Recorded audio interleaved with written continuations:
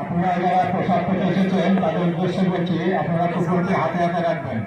সারা দেশের সাথে নদিয়ার নবদ্বীপ রামকৃষ্ণ মিশনেও বিভিন্ন মাঙ্গলিক অনুষ্ঠানের মাধ্যমে উদযাপিত হল শ্রী শ্রী রামকৃষ্ণ পরমহংসদেবের 190তম জন্মতিথি।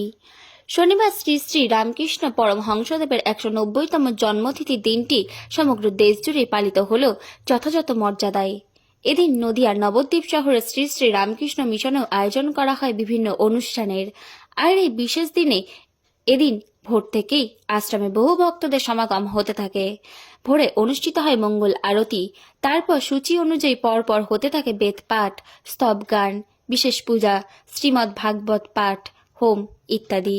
সকাল 11টায় ধর্মালোচনা করেন রহরা রামকৃষ্ণ মিশন বালক আশ্রম প্রাথমিক শিক্ষক শিক্ষণ সংস্থার অধ্যক্ষ স্বামী দিব্য গুণানন্দজি মহারাজ। তিনি ঠাকুরের জীবনের বিভিন্ন ঘটনাবলী শ্রোতাদের সামনে তুলে ধরেন।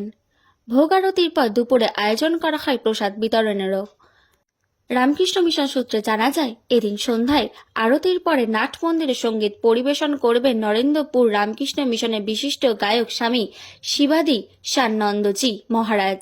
এদিনের অনুষ্ঠানে উপস্থিত ছিলেন আজকের অনুষ্ঠানে উপস্থিত পূর্বস্থলী উত্তরের বিধায়ক তপন কুমার চট্টোপাধ্যায়, নবদ্বীপ শাখার সভাপতি ডক্টর শিহরণ চক্রবর্তী, সহ সভাপতি সব্যসাচী মণ্ডল, সহ সম্পাদক সন্দীপ পাল সহ বহু বিশিষ্টজন।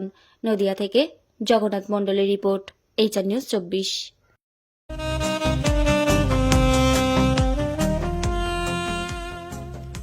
সর্বস্তরের ক্রেতা বন্ধুদের শুভ কামনায় বাবা লোকনাথ বাইক পয়েন্ট।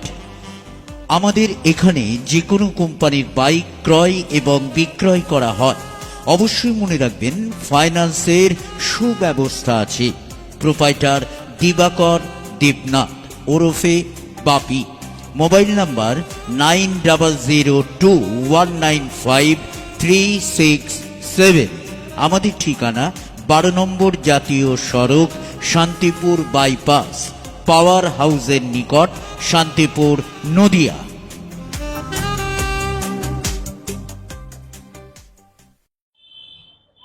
আজ তো শ্রী শ্রী রামকৃষ্ণ পরমহংসদেবের 190তম শুভ আবির্ভাব তিথি। অন্যান্য জায়গার মতো নবদ্বীপ রামকৃষ্ণ মঠেও অনুষ্ঠান হচ্ছে। আপনি কোথা থেকে এসেছেন এবং কেমন লাগছে? আমি নৈহাটি থেকে এসেছি। আমি নিজে একজন রামকৃষ্ণ মিশনের ছাত্র। আমি এখানে গত 3 বছর ধরে আসছি। এর আগে অন্যান্য জায়গাতেও গেছি, কিন্তু এখানে একটা প্রাণের স্পর্শ আছে যেটা আমাকে খুব অ্যাট্রাক্ট করে। সেই জন্য আমি বারবার আসছি। এখন আজ সকাল থেকে অত্যন্ত নানান প্রোগ্রাম হচ্ছে, তার মধ্যে সক্রিয়ভাবে আমি আছি এবং আমি দেখতে পাচ্ছি পাশাপাশি জনগণও তার মধ্যে সক্রিয়ভাবে অংশগ্রহণ করে আছে। এটা খুবই সুন্দর কথা এবং সুন্দর জিনিস দেখার মতো। স্বামী বিবেকানন্দ এরমই চেয়েছিলেন, সমাজের সাথে তাল মিলিয়ে থাকা। সেটা পুরোপুরি এরা সংঘবদ্ধভাবে সফল হয়েছে। নবদ্বীপ রামকৃষ্ণ মিশন আগের থেকে বর্তমান সময়ে কীরকম দেখছে? আমি গত খুব বেশি দিন ধরে আসছি না, কিন্তু তার মধ্যে যতটুকু দেখেছি, এরা আস্তে আস্তে ধীরে ধীরে নিজেদেরকে বাড়িয়ে চলেছে।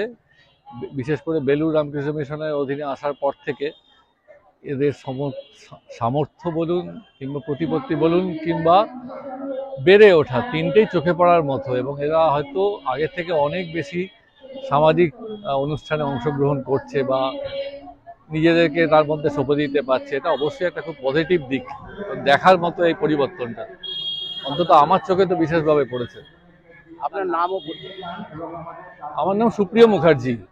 আমি কেন্দ্রীয় সরকারের অধীনে চাকরি করতাম, 1 বছর হলো রিটায়ার্ড করেছি। হ্যাঁ, আমি ভক্ত এবং স্বামী সুহিতানন্দজির কাছে আমি ইয়েও নিয়েছি, ডিসাইপল আমি ওনার।